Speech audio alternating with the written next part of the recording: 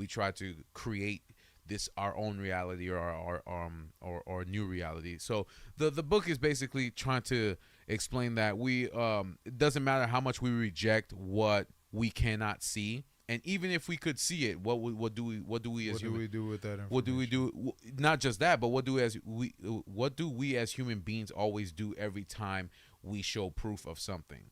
We try You to reject it, or we rationalize it. Right. We reject it. This is not real. Blah right. blah blah. This and that. So it's very interesting, man. It's just a an interesting book that I've been reading. And of course, I also got the Tibetan, what's it called? The Tibetan book of Living and Dying is the one that I'm going to read next. So it's basically going to show you a perspective of how Tibetan monks live and all that stuff like that. So that's just another, because me, I like to read non-fictional books. So that's just been a fascinating read for me, and it's just very interesting how it kind of gives you perspective. And anybody who reads it, they always interpret it very differently. But it's like, regardless if you want to believe in whatever you want to call them, whether it be God or whether it be the creator or whether it be the universe, whatever you want to call it, there's no denying that everything has been not preordained in the sense of the direction you're going in your life, but in the sense of you already have the rules. You know what's right and wrong. You know the what's rules good. of the world are already set. Exactly. The rules of nature. Yes, There you basically, go. yeah. The rules of nature. Yeah, so the Right. rules of nature is already set, and a lot of people like to say no, it's us that created. But it's like every time let's say a secularist has an argument with a non-secularist. Let's say a non-secularist has an argument. What am I saying? Yeah, a secularist has an argument with a non-secularist. The one thing that the believer is always going to say is, well, where do you derive your rules from? If you don't believe in something greater than yourself, like where do you get those rules from? Right. And unfortunately, they always derive it from the Christian Bible or the Bible or any religious text or anything like that. But a lot of people don't look at it like that. You get what I'm saying? So no, There are established laws of nature. Exactly. And anything that challenges it is a theory unless it proves it otherwise. Then it becomes a law of nature. Like if anything that exists in nature has a law tied to it, that's something that is immutable. You can't fucking change. You can't change it, and you can't, anything that goes against it or that's contradictory to it is, That's why it's chaos. Yeah, and I'll try to make this as vague as possible, but that's why they say like half the human race is lost, because they try to reject that premise of what it is of nature.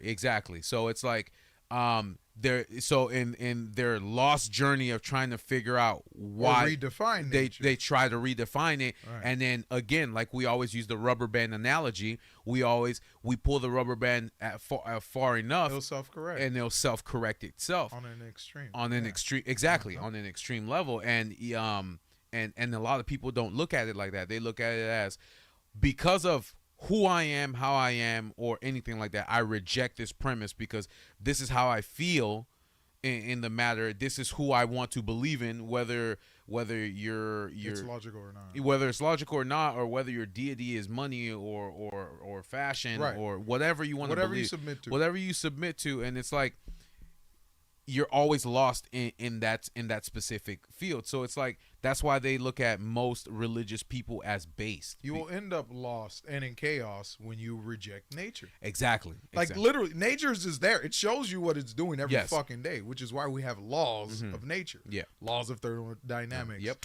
Laws of fucking, you know what I'm saying? Like laws. You know what I'm saying? Because like these are facts of reality. Yeah. To go against reality, you are just prolonging a journey of chaos, of confusion, of anger, because you continuously try to apply theories that reject what reality and the nature of reality is. So and I will give you a vague example. So it's like if something has been a specific way in the beginning, and then you're like, I don't like how people are reacting to the way this was. So I am, in my brain automatically tells me what I'm thinking is wrong, but I will reject what I'm thinking and say this is the correct thing to say. Like I'll give you a dumb thing like, oh, it's like saying, oh, Jeff, you're the most handsomest person in the world. In my brain, I'm like, compared to a lot of other people, no, you're not. Just as an example. But I will lie to you, even though. Well, I feel like with that's subjective, though. Yeah. I feel like you need to say something like objective. Okay, say something like objective. Hey, Jeff.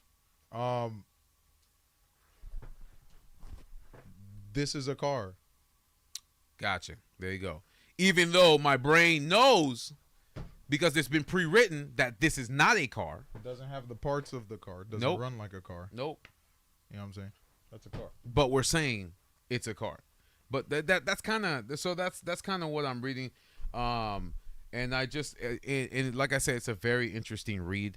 I just love reading, trying to understand why we exist, why we do what we do, and all that. Yeah, stuff like that. why we make certain decisions or think how we think, how we rationalize and the laws of law. And of course, I've always believed in a creator. It's just I never structured it to specifically religion.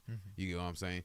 So, but it's just very interesting that I can look at because you, like you said, I'm really logical. So I'm like, man, I've been hearing the 3 laws of logic, the 3 laws of logic, the 3 laws of logic. I'm like, all right, let me see if I can find a book where it kind of dives into it, explains why a non-persons is what is another word for a person that rejects what the reality is. It right. believes why they believe what they believe. So that kind of gave me like an interesting perspective. I mean, there's like 2 more chapters, and I think I'm on ethics now. So, and there's 3 different types of ethics. You get what I'm saying? Meta ethics, practical ethics, and then I can't remember the 3rd one, but that's something. That's fine. What the, go ahead. Sorry. No, you're fine. You are fine. Snot says lying is a learned behavior. What do you mean? No, it's not a learned behavior, because even as kids, if we did something bad before we even knew it was bad, like if we broke something. And then mom said, "Did you do this?" We automatically lie. That's not something she teaches us, especially as kids. It's not like we're sitting there watching her and then listening to adult conversations, because she kept us away from those. So no, it's not a learned behavior. It's already programmed in you. You just don't know if it's right. Because I guess you're trying to avoid danger, I guess. Exactly. Because so basically, if it's like a repeat offense, like right. you know, if you do something wrong, mom does this or that, or dad does this or that. Nah, it's not. Right, because like the initial lie, the first time you lie. Yeah, for sure. Yeah, and I'm talking about the initial but that's the thing though. Like, how does a kid? I don't know this. I'm not a professional. So if there's like a psychologist or whatever, that's whatever. Listen, that ends up. How does a kid know truth? Right, to lie. Like, isn't everything true to a kid? Yeah, the moment it's born. Yeah. You know what I'm saying? And so if it says right, and then we teach them. So it's a learned behavior, but it's like, how do you teach a kid to lie? Like, does he watch you as an example lie? And that's so weird too, because or does the kid just well, this is why it's weird, because it's like a kid lies, a parent punishes. So why does a kid continue to lie? So they don't get punished. So that's the learned behavior. Right. But in the beginning, the first lie. Yeah, the first lie. Right. That's essentially who like, how did that baby or that infant or the toddler conceive that first lie? What were the conditions where the toddler conceived the first lie? But that's just me, you know. Semantics. Semantics. Yeah, onions and shit. Go ahead, bro. Lil Jeff, do you read books too? Yes, but the way I read them is kind of weird. Yeah, what does that mean? Like, I don't know, like, I'll read books, but I don't know. Like, the way I read the book is I'll sight read it. And then if I see something or a word that sticks out, I'll isolate that section and then I'll research. Yep.